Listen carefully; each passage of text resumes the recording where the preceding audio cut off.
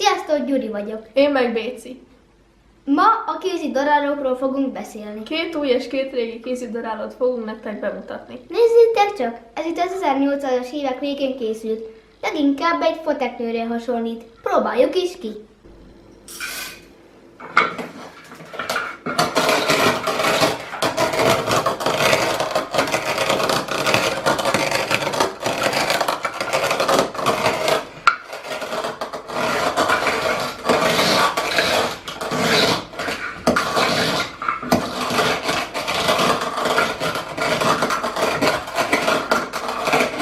Ez nehéz munka, jó, csak ezt az egyet kellett ledarálnom. Milyen nagy és egyenetlen szemű lett az őrlemény, ez maximum csak filtereshez jó. Ez a másik régi daráló az 1900-es évek elején készült. Ez olyan, mint egy kerekeskút. Daráljunk egy adagot ezzel is.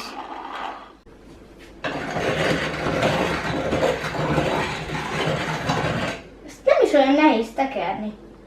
Nézzük, hogyan darálta le. Ez már jobb, mint az előző, kotyogóhoz is megfelel.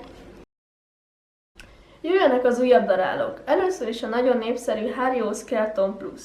Ez már elvileg eszpresszóz is tud darálni. Na, erre én kíváncsi vagyok. Nézzük is meg.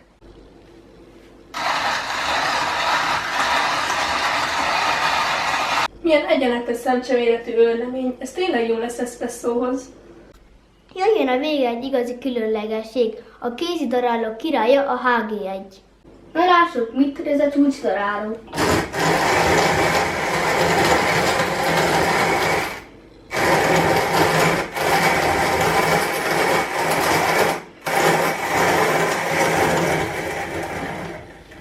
Milyen egyenletes szemcseméretű ez a kávé, ez a daráló tényleg nagyon király. A következő kis filmünkben az elektromos darálókról fogunk beszélni.